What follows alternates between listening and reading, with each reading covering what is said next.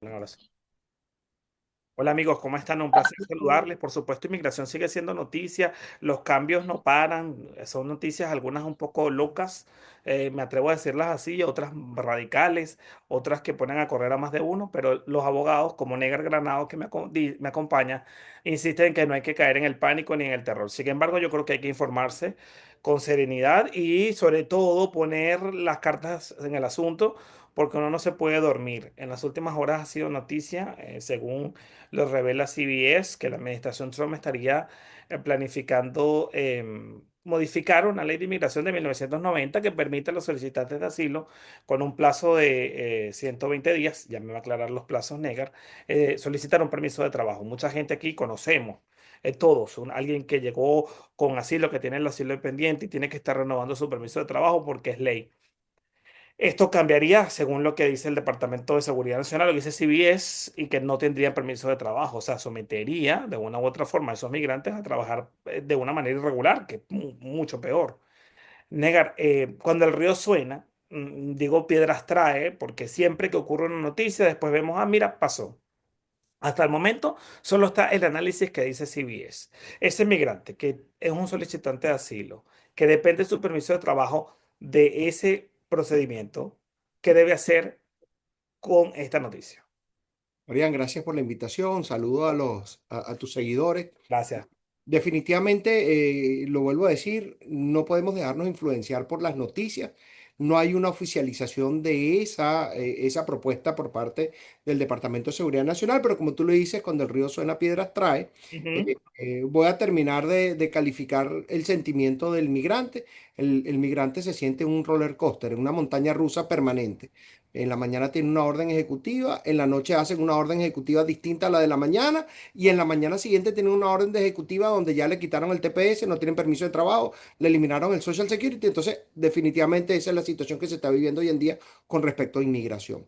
De ser cierta esa información de CBS, ujú, lamentablemente tendríamos que ir a lo que son los manuales de procedimiento para los asilos. ujú, El de procedimiento es un manual interno de USCIS que establece que después de que el que está pidiendo la protección en modalidad de asilo hace la sumisión de su expediente, esa persona debe, dentro de los 21 días después que le notifican que su caso fue recibido, ujú, recibir una citación para tener la entrevista de miedo creíble. ujú. Después de esa entrevista de medio creíble, si ese oficial considera que fue fundado la aplicación de asilo y es elegible para el asilo, le otorgará el asilo y le llegará un permiso de trabajo. Lo que significa que ese permiso de trabajo debería detenerse después de que tú aplicas al asilo, más o menos en 30 días, de acuerdo a lo que dice el manual de procedimiento. Sin embargo, ese manual de procedimiento también prevé qué pasaría si esa persona no llega a ser entrevistada dentro de los 21 días. Y dice el propio manual que transcurrido por lo menos 150 días, ese aplicante de asilo podrá aplicar para obtener un permiso de trabajo y un Social Security. ¿Y eso por qué? Porque debemos recordar que las personas que están en los Estados Unidos y están demandando la protección de los Estados Unidos por situaciones que vivió en su país de residencia o en su país de nacionalidad, son personas que no vinieron preparadas para venir a los Estados Unidos, no vinieron con una visa de trabajo, no Claro. vinieron con una visa de estudio, no vinieron con una visa de inversionista.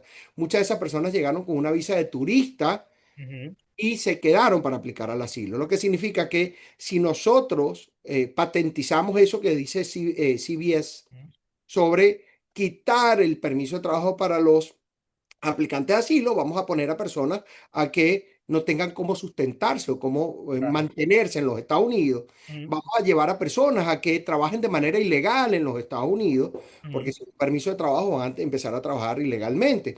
Y lamentablemente, si nosotros vemos esto como una máxima, Estados Unidos también va a dejar de percibir lo que serían los taxes del income que va a generar Claro. esta persona por el trabajo legal. Entonces, ojo, yo no creo, pero de hacerse sería también violatoria lo que serían los derechos de esta persona a poder mantenerse y sustentarse en los Estados Unidos. ¿Cuáles son, a tu juicio, los motivos que tendría la administración para solicitar esto, para analizar y poder tomar una medida de este tipo? Yo creo y estoy convencido de que se le ha dado un mal uso a lo que es el proceso de asilo. Muchas personas llegaban a los Estados Unidos, se quedaba más del tiempo que le permitía su visa de turista, que son hasta 180 días, Ujú, y aplicaba un asilo como un mecanismo para poderse quedar medianamente legal en los Estados Unidos. Hay que entender que la única forma de venir legal a los Estados Unidos a través de un proceso de visas. Las ujú, visas están previstas en la ley de inmigración y esas visas se dividen en dos grupos. Visas de no inmigrante para venir por un tiempo determinado, por una misión determinada, por un objetivo determinado y después regresar a tu país de residencia. Y las visas de inmigrante, que son las visas que nos permiten tomar este país como nuestro país de residencia permanente y después hacernos ciudadanos americanos. Partiendo de ese principio debemos entender dos cosas, que se le dio una mala utilización a lo que era el programa de asilo, o sea, el programa de protección en modalidad de asilo, se le dio una mala utilización. Y eso ha traído de que se sobresaturen las oficinas de asilo, que son oficinas de USCIS, pero no son oficinas ordinarias, son oficinas especiales. sí, Adicional a eso también debemos entender de que hubo muchos cruces por la frontera, de que ese cruce por la frontera obliga a una persona a presentar asilo, ya no es un asilo afirmativo, es un asilo defensivo que se ventila en una corte de inmigración, pero que el manual de procedimiento también de USCIS dice que aplicado el asilo en corte de inmigración y transcurridos 180 días, ese aplicante tiene la posibilidad de pedir un permiso de trabajo. Dos tiempos distintos. 150 días para las aplicaciones de asilo afirmativo que se presentan porque las personas entraron legalmente, lo presentaron antes de tener un año de haber ingresado a los Estados Unidos ujú, y lo presentó desde el punto de vista administrativo y 180 días para los que entraron por frontera y presentaron su caso de asilo en Corte de Inmigración. claro. Tú hablas de lo que puede hacer esos abusos que se han cometido del sistema para solicitar asilo o para permanecer de manera irregular. Pero bueno, muchos están aquí. Yo conozco gente que tiene 7, 8, 9, 10 años esperando una llamada de asilo y que ahora con esta situación pues caen en una incertidumbre. ¿Cuál sería esa recomendación que se les puede dar? Lo primero que podemos recomendar, Orián, y es mantener la calma.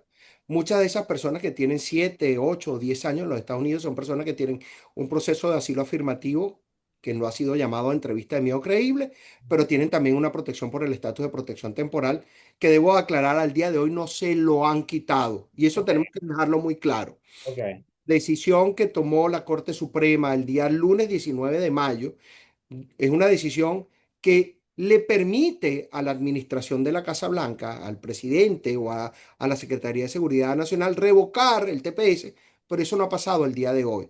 También debemos recordar de que hay un juez de California que tomó una decisión que suspendía los efectos de la orden ejecutiva de la actual secretaria de Seguridad Nacional, Christine Noem, suspendía los efectos de esa orden ejecutiva y dejaba vivos los efectos de la orden ejecutiva del secretario Mayorkas, lo que le permitió a muchos reinscribir su estatus de protección temporal fuera del 2021 o fuera del 2023. Ok. Pero adicional a eso, recomendación para los aplicantes de asilo que han pasado mucho tiempo y no saben Sí, qué ha pasado en su caso. Reactivarlo. ¿Cómo lo reactivamos? Vamos a actualizarlo, vamos a ver qué pasó, vamos a ver qué ha pasado o qué alegaste en tu caso y cómo podemos mejorar las alegaciones que hiciste para hoy en día mandar estas nuevas evidencias para que se vaya actualizando tu caso. hay mucha gente que siente temor porque, por ejemplo, si fue una persecución que sufrí en el año 2010, por poner un ejemplo, ya han pasado 15 años, o 2012, por ejemplo, han pasado 13 años y cómo yo sustento, cómo yo refresco, cómo yo realmente le doy valor. Hay gente que dice, bueno, cómo yo me siento ante un juez y defiendo con la misma vehemencia que no tenía la frescura de cuando vives algo con el tiempo que ha pasado y con la vida que he hecho acá, ¿no? Oria, mira, hay algo bien interesante. Quiero darte dos cifras para que manejes más o menos. Para el año 2012 Ujú, se presentaron a las oficinas a nivel nacional, a las oficinas de asilo, 13.380 casos de asilo en claro, el año 2012. En el año 2013 se presentaron 36.035. Eso duplica en más del 100% con respecto al año anterior. claro. del año 2013. A la actualidad ya han transcurrido 12 años.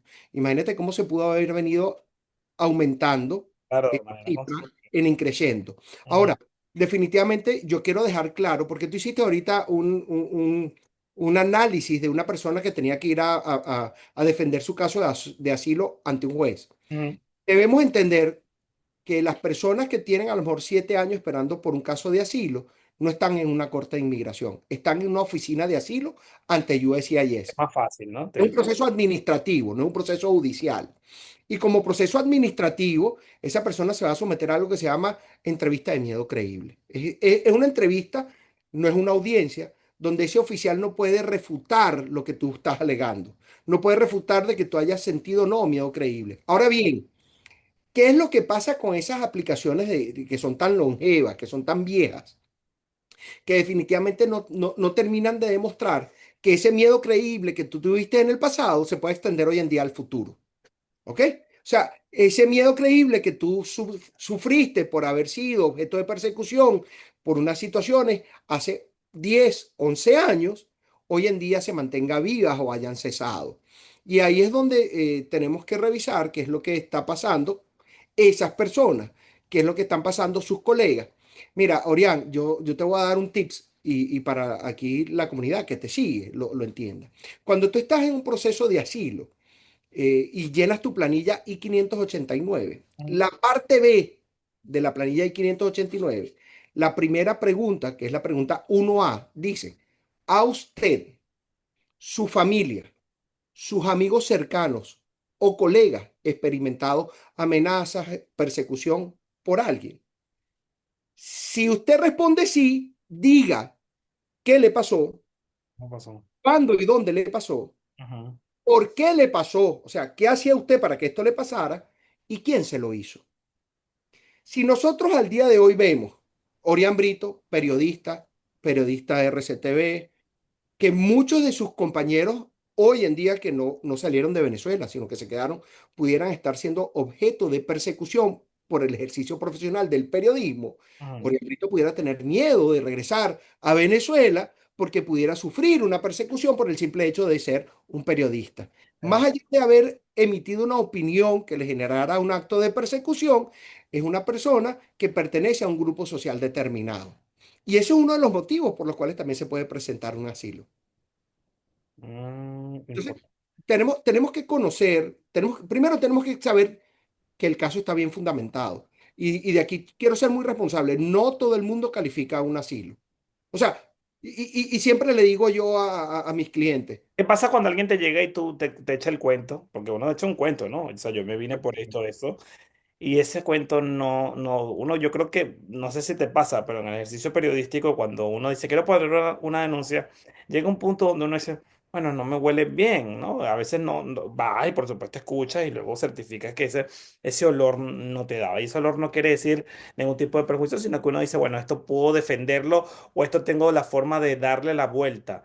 Es decir, usted me dijo que tengo una denuncia, yo llego al canal o a la emisora de radio o al periódico y puedo decirle a mi jefe, este caso lo podemos tratar porque tenemos la alcaldía, tenemos el otro, tenemos la denuncia y se puede luchar. Hay otros que tú dices, no, no puedo porque es una señora peleando contra otra vecina, que eso lo tienen que resolver ellos en la junta de vecinos, pero no me toca, no, o sea, no trasciende. No puedo escalarlo. Cuando un caso no trasciende, entonces, ¿qué hacen en esos casos? Es complicado, ¿no? Porque toda la esperanza de esa persona está puesta en ese testimonio. No solamente la esperanza, sino que a lo último, cuando tú le dices, mira, podemos presentar un asilo, pero no te va a dar los resultados que tú estás esperando, la gente se va, como que tú no quieres hacerme el caso. Y no es que yo quiera o no quiera hacerlo, es que a lo último tú tienes que ser consciente de que no tienes un criterio de elegibilidad, que no eres elegible para el asilo, porque no demuestras el miedo creíble.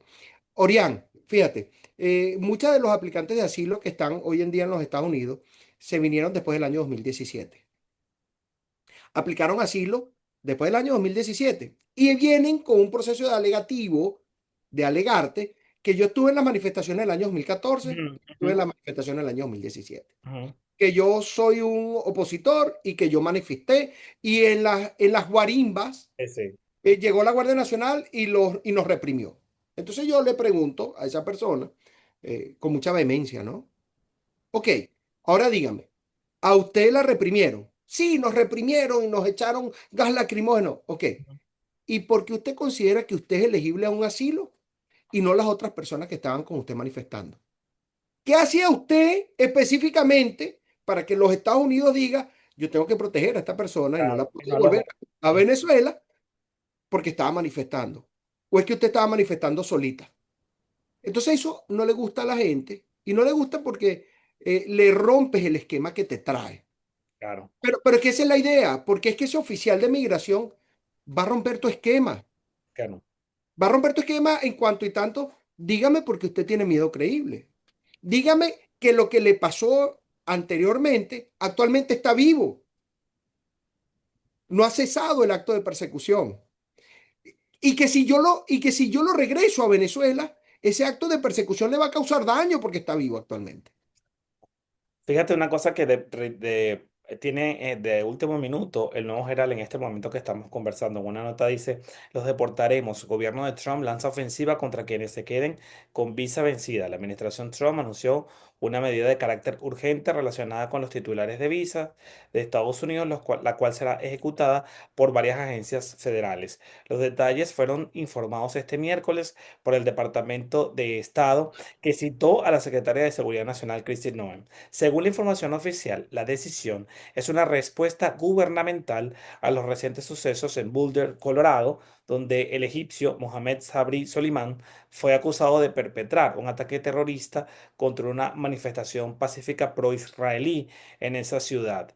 Si bien la medida de Trump ha estado dirigida principalmente contra inmigrantes indocumentados, ahora el foco se coloca también sobre quienes permanezcan en Estados Unidos después de que sus visas hayan expirado. Noen aseguró que el Servicio de Aduanas y Protección Fronteriza, CBP y el Servicio de Inmigración y Control de Aduanas están intensificando sus revisiones de registros de inmigración y tomarán medidas inmediatas contra las personas que permanezcan más tiempo de lo permitido con sus visas. Muy interesante la nota de prensa del Nuevo Herald, porque cuando nosotros vemos el caso puntual de este Mohamed, de este egipcio, que cometió un acto que puede ser considerado un acto terrorista contra esta manifestación pro-israelí, debemos recordar que es una persona que inicialmente se dijo que, y voy a tomar las palabras del presidente Trump, responsabilizó al presidente Biden por su política de fronteras abiertas.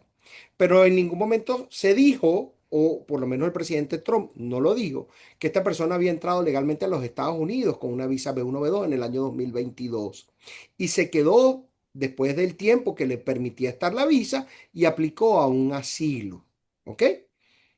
Hoy en día se espera que tanto la esposa y los hijos sean objeto de deportación hoy en la noche. ¿Ok? ¿Por qué? Porque pudieran estar vinculados con estos actos que atentan contra la seguridad del Estado. Y hasta ahí yo lo tengo claro. Ahora Ok, bien, tú no puedes generalizar por un acto en concreto de que todas las personas que entraron con una visa de turista, se quedaron más del tiempo, aplicaron un asilo, son personas que debes de deportar en la noche de hoy porque atentan contra la seguridad del Estado. No, hay muchas personas que hoy en día hasta aportan a la economía del Estado. Entonces, a donde quiero llegar es que lamentablemente se ha satanizado la inmigración. O sea, no todos los inmigrantes somos criminales. claro, No todos los inmigrantes vinimos a causarle daño a los Estados Unidos. claro, Y adicional a esto, hay que hacer un poquito también cauto en lo que dice, porque ¿qué pasaría si descubrimos que a ese egipcio el Departamento de Estado le ujú, otorgó la visa de turista B1, B2 entre el año 2017 y el año claro 2021? que era el año de Trump. La administración no era de Biden. Claro, Entonces, ojo, quiero ser muy enfático.